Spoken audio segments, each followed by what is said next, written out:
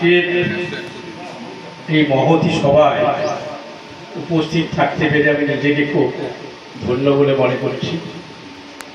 শম্ভুবাগ উনি একজন বিখ্যাত নাট্যকার, ওনার চরণে সশ্রদ্ধ প্রণাম। মঞ্চে উপবিষ্ট আমার বন্ধু সকল এবং সামনের সারিতে আমার সকল বন্ধুদের আন্তরিক অভিনন্দন। আমি ছোট্ট একটু কবিতা পাঠ করছি। তার আগে একটা কথা বলি, আমার পূর্ববর্তী বক্তা একজন বলে গেলেন অনেক গাদা গাদা কবিতা লিখলে কবি হয়। আমি একটু সংযোজন করে দিচ্ছি।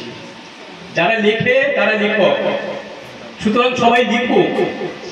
আগামী প্রজন্ম এগিয়ে আসুক, কলম হাতে তুলে তারা লিখুক।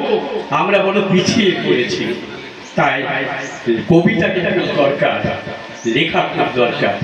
উৎসাহ পাক তারা, জন্ম হোক তাদের আমার এই বাংলার মাটিতে। লালমোহর জঙ্গলে অনেকেই নাম শুনে থাকবেন। আমি একটু অন্য স্বাদের একটা কবিতা পাঠ করছি। কবিতার নাম পুরাতন গল্প। এই গল্পটা শুধুই তোমার আর আমার, এই গল্পটা শুধু তোমার আর আমার।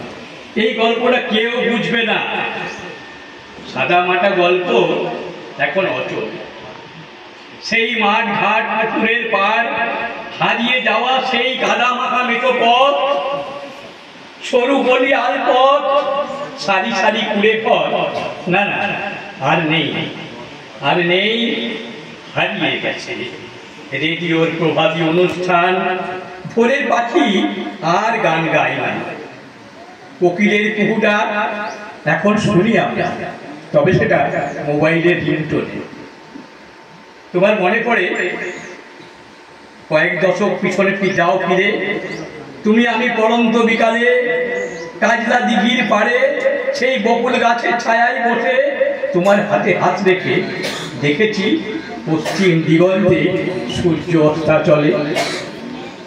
মুখে কোনো কথা নেই, দুজনেই হারিয়ে যেতাম রূপকথার জগতে।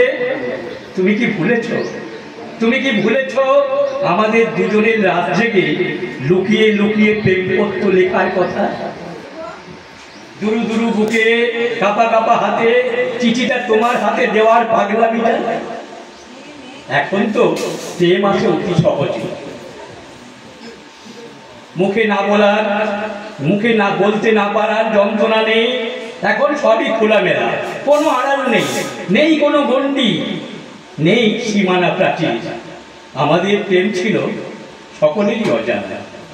বাজার করার ছলে তোমার সাথে এক পলক দেখা, দুটি চোখ পিপাসায় ক্লান্ত, জড়িয়ে ধরার অদম্য ইচ্ছা। তবু কেউ কারো হাত ধরতে পারিনি সহজে। আর আজ দেখো মোবাইলে দিন রাত প্রেমালাপ। আজ দেখো মোবাইলে দিন রাত প্রেমালাপ। ভালোবাসা এই কথাটি বলে দেয় অতি সহজে। নেই কোনো অনুভূতি, নেই আবেগ, শুধু পিপাসা চরিতার্থ করার নেশা। তাই আমাদের গল্পটা বড্ড সেকেলে, আমাদের গল্পটা বড্ড পুরাতন। কেউ আমাদের গল্পটা শুনবে না, আমাদের আর কেউ মনে রাখবে না, কেউ মনে রাখবে না।